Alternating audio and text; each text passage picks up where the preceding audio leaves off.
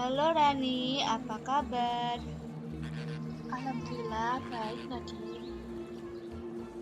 Wah, udara di taman ini segar sekali ya. Iya benar Rani, banyak sekali tumbuhan hijau di sini. Kok banyak sekali tumbuhan di sini ya? Ada bunga, rumput, pohon, dan masih banyak lagi. Iya Rani, itulah yang disebut keanekaragaman hayati.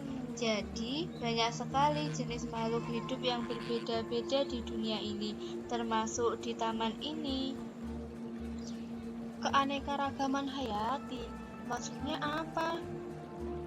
Keanekaragaman hayati itu sederhananya adalah banyaknya jenis makhluk hidup yang ada di suatu tempat, bisa berupa jenis tumbuhan, hewan, bahkan mikroorganisme seperti bakteri.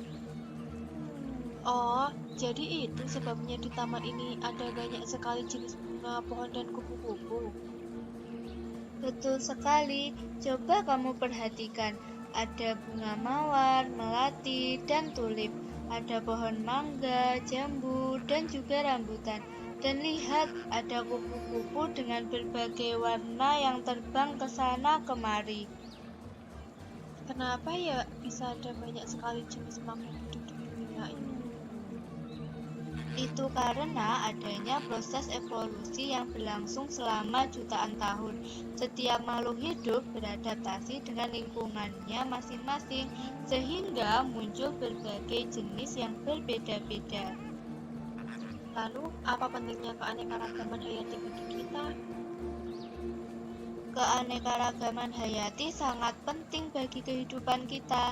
Tumbuhan menghasilkan oksigen yang kita butuhkan untuk bernapas, menyediakan makanan, dan bahan baku untuk berbagai produk. Hewan juga memiliki peran penting, misalnya sebagai penyerbuk tanaman dan pengendali hama. Oh iya Rani, pernah nggak kamu perhatiin kalau bunga mawar di taman ini bentuknya beda-beda, padahal sama-sama mawar. Ya, benar juga. Ada yang berwarna merah menyala, ada yang berwarna pink pucat. Kenapa ya bisa beda-beda?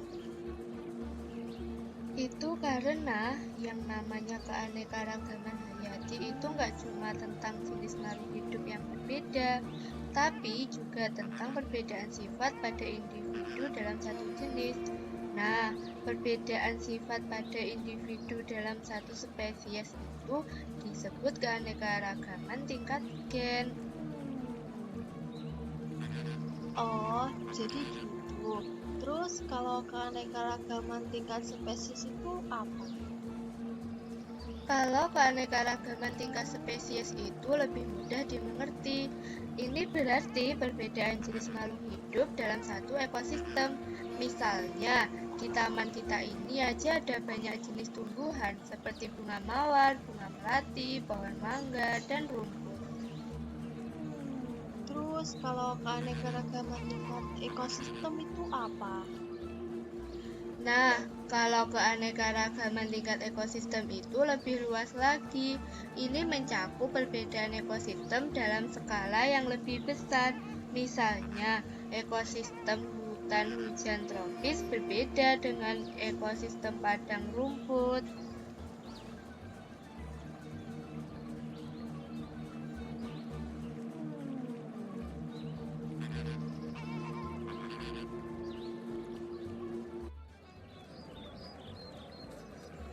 Nadine, coba lihat di sana ada kupu-kupu yang sedang memakan nektar bunga, sedangkan semut memakan serangga kecil. Coba perhatikan baik-baik. Mereka saling bergantung satu sama lain. Terdapat hubungan simbiosis mutualisme antara kupu-kupu dengan bunga. Aku masih bingung nih, sebenarnya simbiosis itu apa sih? Jadi, simbiosis itu hubungan timbal balik antara dua makhluk hidup yang berbeda jenis. Hubungan ini bisa menguntungkan, merugikan, atau bahkan tidak memberikan pengaruh sama sekali pada salah satu pihak, atau bahkan keduanya. Oh, jadi kayak hubungan kita sama tumbuhan ya? Kita dapat oksigen dari tumbuhan, terus tumbuhan dapat karbon dioksida dari kita. Itu termasuk simbiosis apa? Itu contoh simbiosis mutualisme, Rani. Keduanya sama-sama untung, tapi ada juga simbiosis lain loh. Simbiosis apa lagi? Ada simbiosis komensalisme dan parasitisme. Kalau komensalisme, salah satu pihak untung, tapi yang lain enggak rugi, juga enggak untung. Misalnya, anggrek yang menempel di pohon. Anggreknya dapat tetap tumbuh, tapi pohonnya enggak terpengaruh. Terus parasitisme itu apa? Nah, kalau parasitisme, salah satu pihak untung, tapi yang lain rugi. Misalnya, cacing perut pada manusia. Cacingnya dapat makanan dari tubuh manusia, tapi manusia jadi sakit. Wah, jadi ada 3 jenis simbiosis ya? Terus gimana cara membedakannya? Gampang kok, Rani. Kamu tinggal lihat aja hubungan antara dua makhluk hidup itu. Kalau sama-sama untung, itu mutualisme. Kalau salah satu untung, yang lain enggak terpengaruh, itu komensalisme. Kalau salah satu untung, yang lain rugi, itu parasitisme. Oh, sekarang aku jadi paham. Terima kasih ya, Nadine. Sama-sama, Rani.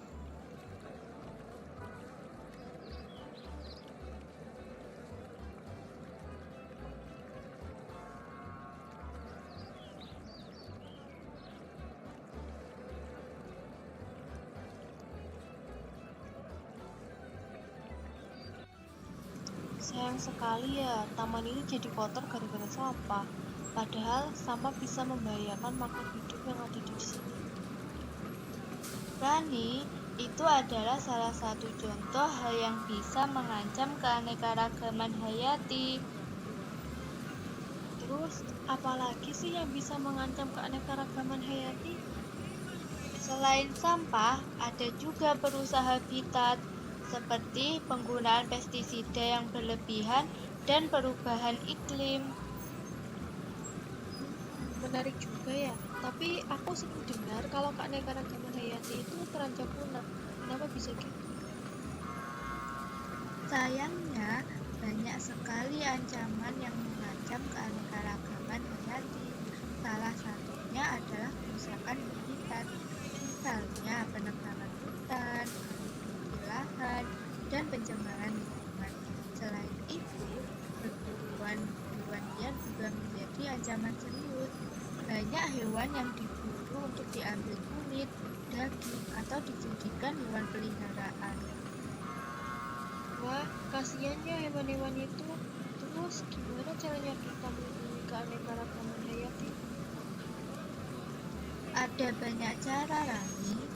Kita bisa mulai dari hal-hal kecil, misalnya tidak membuang sampah sembarangan, menghemat penggunaan air, dan mengurangi penggunaan plastik. Selain itu, kita juga bisa ikut serta dalam kegiatan penanaman pohon dan menjaga kebersihan lingkungan sekitar. Oh, ternyata gampang juga ya. Kalau gitu, aku juga mau peserta dalam menjaga lingkungan. Bagus banget, Rani. Selain itu, kita juga bisa mengajak teman dan keluarga untuk ikut peduli terhadap lingkungan. Ide bagus, kita bisa bikin poster tentang pentingnya menjaga keanekaragaman hayati. Ayo kita mulai dari sekarang. Ingat, setiap tindakan kecil kita akan berdampak besar bagi lingkungan dan generasi mendatang. Oh iya, kamu pernah dengar berita tentang hutan hujan Amazon yang terus menyusut gak? Kasihan banget ya, banyak hewan dan tumbuhan yang kehilangan habitatnya. Iya, aku juga sering dengar, padahal hutan hujan itu penting banget buat keseimbangan ekosistem global. Kita harus lebih peduli sama konservasi alam.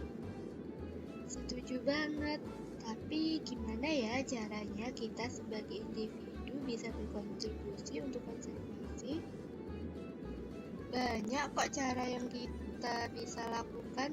Misalnya, mulai dari hal kecil seperti mengurangi penggunaan plastik, menghemat energi, dan memilah sampah. Terus, kita juga bisa ikut serta dalam kegiatan penanaman pohon atau membersihkan lingkungan. Oh iya, benar juga. Terus, gimana dengan kampanye-kampanye konservasi yang sering kita lihat di media sosial? Efektif nggak sih? Menurutku, kampanye itu penting untuk meningkatkan kesadaran masyarakat, tapi yang lebih penting adalah tindakan nyata kita. Kalau kita hanya ikut-ikutan kampanye di media sosial, tapi tidak melakukan perubahan dalam kehidupan sehari-hari, ya percuma saja. Terus, gimana ya kita bisa mengatasi tantangan itu? Kita perlu kerjasama yang baik antara pemerintah, swasta, dan masyarakat. Pemerintah harus membuat kebijakan yang mendukung konservasi. Swasta bisa ikut berkontribusi melalui program-program CSR, dan masyarakat harus aktif terlibat dalam kegiatan konservasi. Jadi, taman merupakan contoh ekosistem kecil yang memiliki beragam makhluk hidup. Setiap makhluk hidup memiliki peran penting dalam ekosistem taman. Melindungi biodiversitas sangat penting untuk menjaga keseimbangan alam.